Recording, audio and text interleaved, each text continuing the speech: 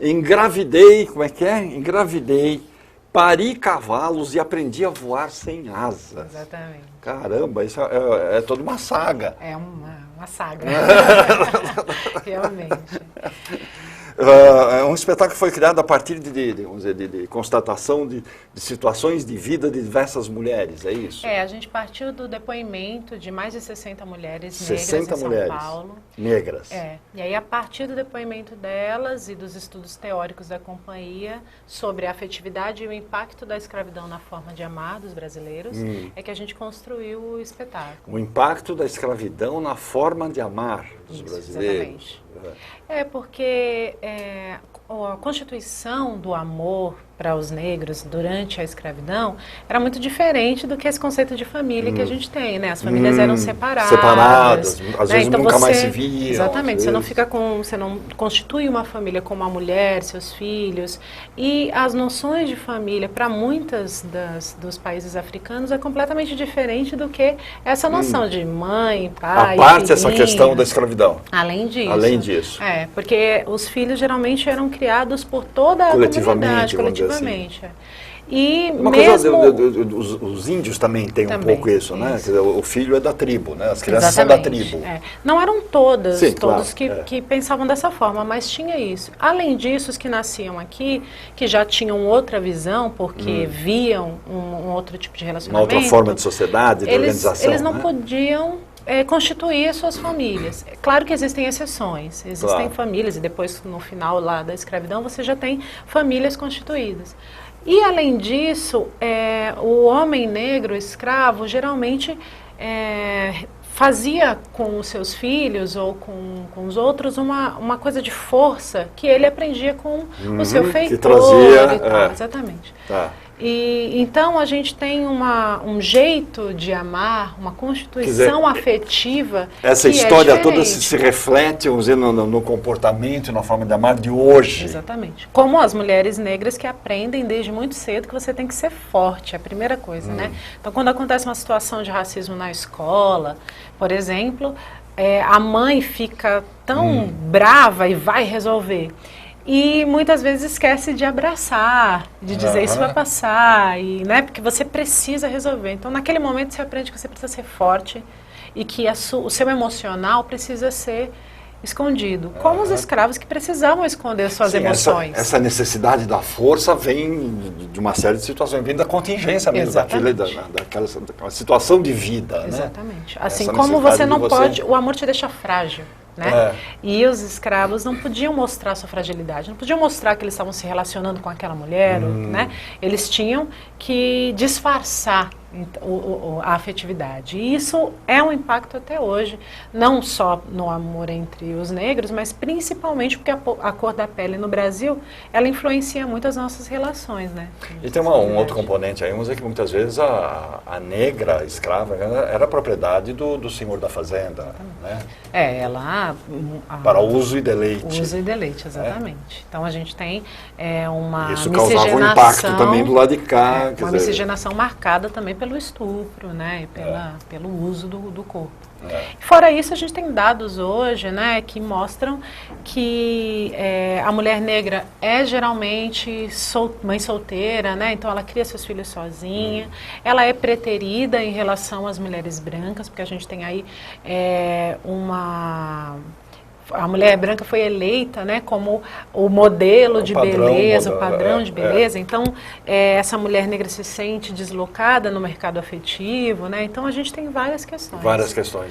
Agora, vocês fizeram uma entrevista com 60 mulheres. 60 mulheres. De todos os estratos sociais, como que foi a coisa? Algumas, os estratos mais altos, né, as classes mais altas, foi bem complicado encontrar mulheres e tal.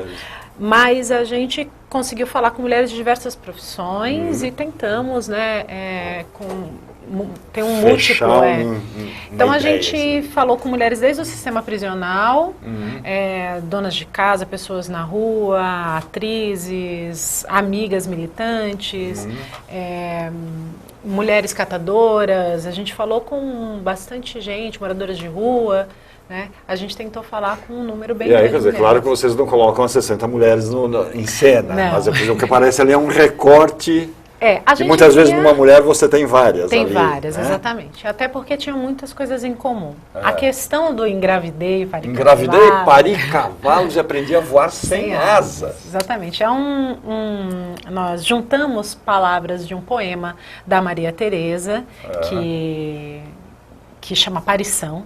Aparição. E aí, essa questão de engravidar do filho é uma questão muito cara para as mulheres negras. Primeiro que o filho representa um companheiro que muitas vezes ela não tem, né? Não tem o homem ali do seu lado, então ali, o filho é o seu companheiro. Ao mesmo tempo, a mulher negra dificilmente consegue se livrar de uma gravidez indesejada, porque o aborto é proibido e, infelizmente, esse sistema só pune as mulheres que não têm recursos para ir numa clínica e fazer um aborto. Então, não é que as mulheres negras fazem mais aborto ou gostariam mais de fazer aborto, mas sim que elas também é contingência. Exatamente. Então, a questão do engravidar, que é uma questão muito difícil de assimilação na sociedade até hoje, né? A mulher engravida e tem uns problemas no trabalho, ela engravida e manda embora, ou ela engravida e aí já, né, tem várias questões. Então, isso aparecia demais. Outras questões que aparecem é a questão do estupro na infância e na adolescência. A gente chegou à conclusão que as mulheres negras, né, isso através dos estudos e dos depoimentos, que elas são violentadas por homens que as conhecem. Então, elas são violentadas dentro de casa, por amigos, que é diferente, amigos, diferente vizinhos, das mulheres brancas que geralmente são violentadas por homens que não as conhecem. Né? Então, a violência está dentro de casa ou muito próxima. Existe uma cultura disso, né? Uma cultura porque a sociedade inteira ensina que a mulher negra é o aferidor social, né? Então, você só é superior a ela. Né? De alguma forma, todos são superiores a ela. Então, essa violência, ela é mais explícita com relação à mulher negra. Vamos ver um trecho, eu pedi para a Ana colocar, nós estamos falando da peça Engravidei, Pari Cavalos. Engravidei, Pari Cavalos e aprendi a voar sem asas, que estreia amanhã, é isso? Estreia amanhã, reestreia. Reestreia, né? Reestreia amanhã no Sesc Belenzinho. 31 de março até 3 de abril, lá no Sesc Belenzinho, na Padre Adelino, de quinta a sábado às 9h30 e domingo às 6h30 da tarde. Vamos dar uma olhada no trecho.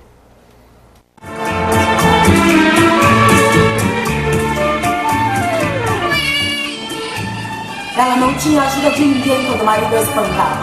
Quando batia na mulher, ele dizia que pagara por ela um dote de escrava e não de esposa.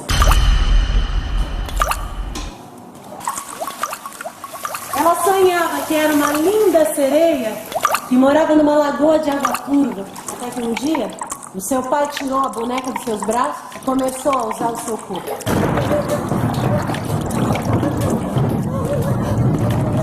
Ela não sabia o que doía mais: os abusos do pai ou a surra da mãe depois, dizendo que ela não podia ter raiva do pai.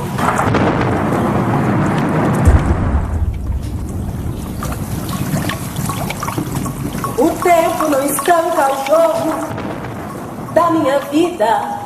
Fio vermelho de sangue esguichado em paredes, fio de faca espetando o medo, arame farpado arranhando minha alma de menina. Eu tive um filho, tava eu e ele pedindo na rua, morrendo de fome. Passou um homem branco com cara de bom e levou a gente pra casa dele. Aí o menino tava chorando, ele deu uma burdoada no menino que o menino calou. Aí eu pulei pra cima dele, azul de ódio, e aí fui eu que levei a burdoada.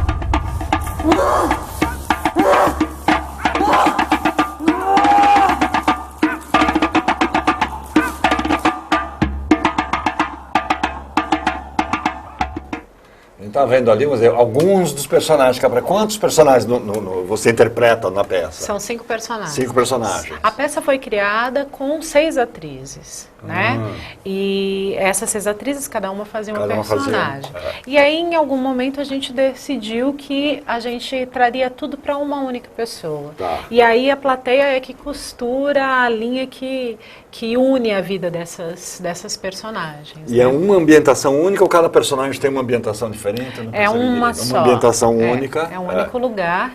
E aí eu vou mudando a caracterização de cada personagem. De cada personagem. E tem as interferências de vídeo que são muito bonitas até, muito legal. De vídeo, E aí tem personagens diversas, né? A puta, a alcoólatra, a moradora de rua, a princesa do carnaval e a dona do salão de cabeleireiro. A dona do salão do cabeleireiro. São personagens que, porque a gente falou com muitas cabeleireiras, que é uma profissão muito comum, as mulheres negras, e também conversamos com a princesa do carnaval e fomos investigar esse lugar da beleza, né? Esse lugar do...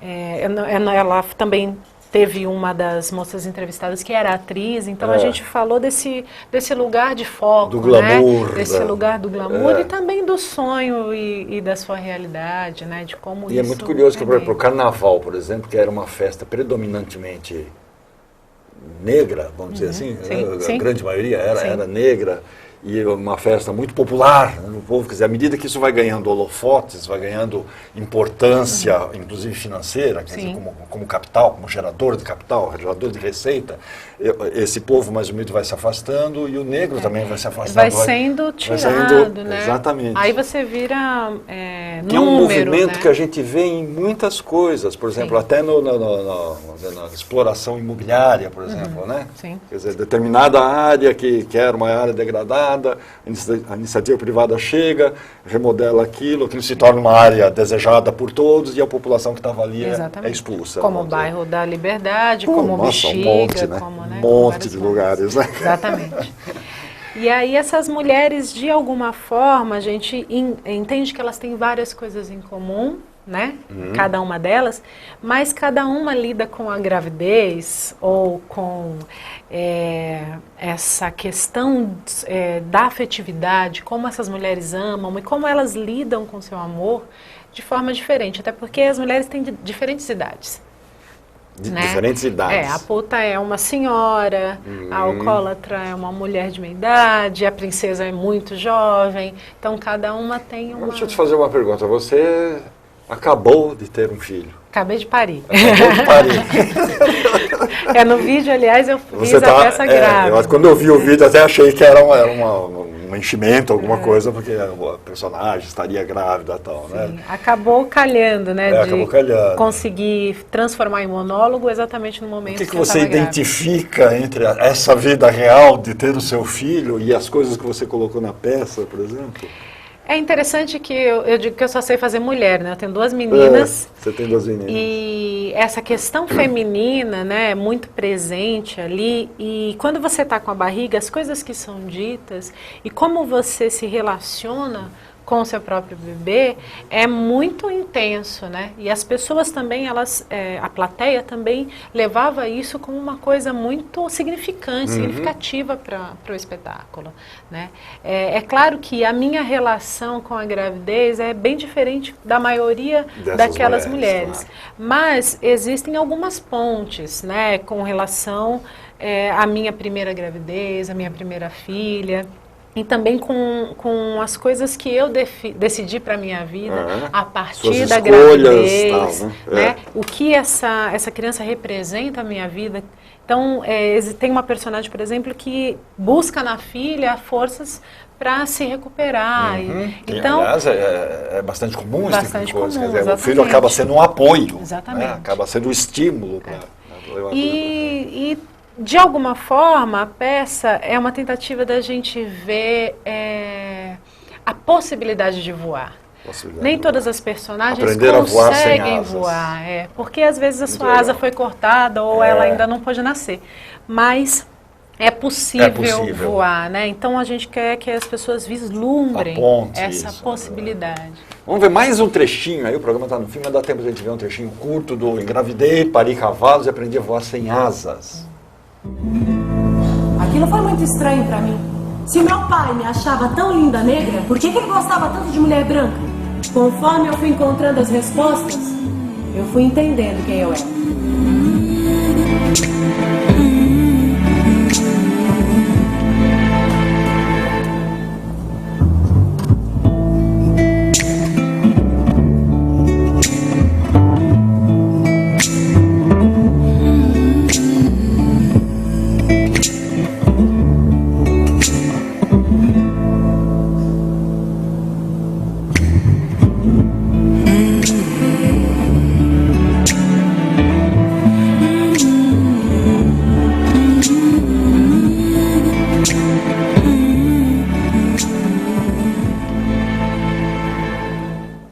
Legal, engravidei, pari cavalos, aprendi a voar sem asas, direção da Lucélia Sérgio e do Sidney Santiago Kwanza, que não pôde vir hoje, mandar um abraço para ele, né?